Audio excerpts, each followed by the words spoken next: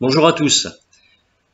Je suis revenu vous parler d'un sujet très particulier au sujet de la loi Pinel, parce que j'ai reçu il y a quelques jours sur ma messagerie Facebook un message, alors c'est un message privé, vous l'avez pas vu, il n'a pas été posté en public, c'est peut-être dommage, où on me dit, Patrick, pourquoi vous parlez pas de la garantie revente, parce qu'il y a une garantie à la revente si on revend moins cher que le prix qu'on a acheté. Alors effectivement, on peut souscrire une telle garantie, mais vous allez voir que pour en bénéficier, c'est quasiment impossible. Donc si vous tombez sur un commercial qui vous sert ce genre de discours pour vous vendre une loi Pinel en vous disant ne vous inquiétez pas, de toute façon, si vous revendez moins cher que le prix que vous avez acheté, vous avez une assurance qui vous couvre. Moi, j'ai deux conseils à vous donner. Le premier, c'est vous le rayez de votre carnet d'adresse, vous virez son numéro de téléphone de votre répertoire et vous le recevez plus jamais chez vous parce qu'il y a deux solutions.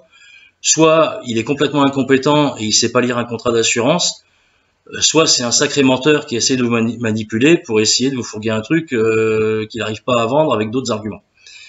Je vais entrer dans les détails parce que j'ai un contrat de ce genre, parce que j'étais, je sais plus, il y a 2 ou 3 ans sur le forum de l'association de consommateurs Que Choisir. J'avais reçu un mail d'un investisseur potentiel qui m'avait envoyé l'étude d'un concurrent et qui m'avait demandé, qui m'avait posé la même question en disant mais pourtant je comprends pas pourquoi vous me dites que je risque d'être perdant parce que j'ai une garantie qui me couvre si je revends moins cher que le prix que j'ai acheté. Donc j'ai ce contrat d'assurance là, je vais vous en donner l'essentiel. Et vous allez voir que franchement, avant de bénéficier d'une telle garantie, c'est un peu comme l'histoire de la chauve-souris de Jean-Marie Bigard, c'est admettons, mais en fin de compte, ça n'arrivera jamais, ou alors, je vous le souhaite pas, si ça arrive, c'est vraiment vous avez un gros problème dans votre vie. Et en plus, la garantie est limitée, comme vous allez le voir. Alors, je rentre dans les détails du contrat. Donc, c'est déjà un contrat qui vous garantit pour une durée ferme de 9 ans. Au-delà de 9 ans, ça marche pas. Comme la plupart des gens qui vont rencontrer un commercial qui leur promet une revente au bout de 9 ans, en fait, vous allez revendre au-delà de cette période de 9 ans, la plupart du temps, et donc la garantie ne va pas fonctionner. Première chose. La deuxième chose, c'est que la garantie vous couvre dans la limite de 20% du prix d'achat avec un maximum à 30 000 €.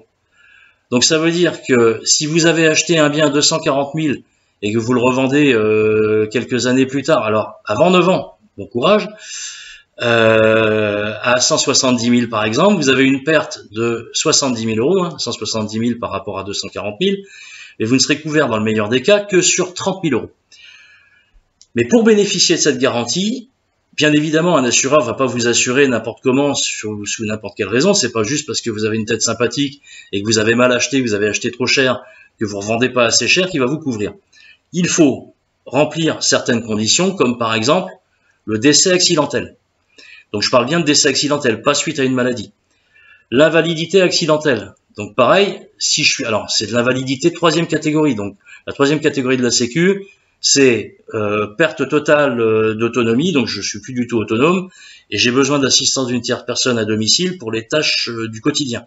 Donc c'est vraiment de l'invalidité très lourde. Licenciement économique. Donc on parle pas de licenciement on parle de licenciement donc pour cause économique, donc ça veut dire que l'entreprise qui vous emploie a des difficultés, donc la rupture conventionnelle ça marche pas. Liquidation judiciaire pour les travailleurs indépendants. C'est-à-dire que même si vous avez des difficultés financières, que vous cessez votre activité, mais que vous n'allez pas au tribunal pour liquider votre activité, la garantie ne marchera pas. Mutation professionnelle. Attention, il s'agit de mutation. Donc si jamais c'est lié à une promotion, que vous changez de site parce que vous avez une promotion, ça marche pas. C'est pas une mutation. Divorce et dissolution du Pacs. C'est tout un tas d'événements que je ne vous souhaite pas, bien évidemment. Alors, je vais aller un petit peu plus loin parce que il faut savoir en plus que pour bénéficier de la garantie, la revente doit intervenir dans un délai maximum de 18 mois. Donc si vous passez des annonces trop élevées, que vous vous entêtez à essayer de vendre à un prix qui est pas du tout cohérent par rapport au marché, parce que vous vous rendez compte que vous avez acheté trop cher et que ça va vous coûter très cher de revendre au prix du marché par rapport à la perte que vous allez engendrer, il faut que la vente intervienne impérativement dans un délai maximum de 18 mois. Donc ça fait quand même déjà beaucoup de conditions à remplir. Enfin, je vais aller chercher la dernière info que j'ai en page 5 si je dis pas de bêtises. Voilà, j'y suis. Donc, on vous indique également, l'assuré ou le bénéficiaire doit justifier de démarches justifiant que le bien a été d'abord proposé au moins au prix d'achat du bien immobilier. Donc ça veut dire qu'il vous faut un sacré pépin dans votre vie.